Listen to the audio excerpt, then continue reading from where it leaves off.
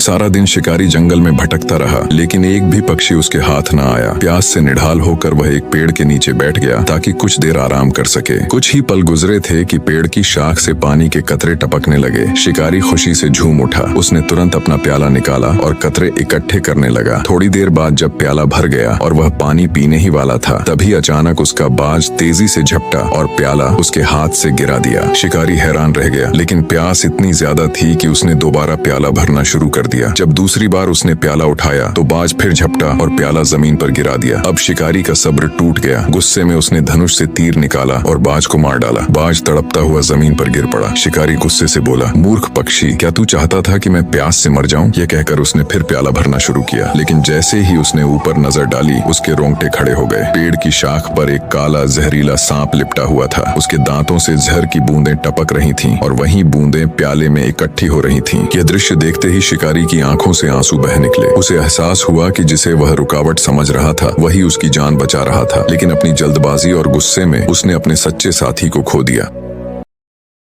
Download ShareChat.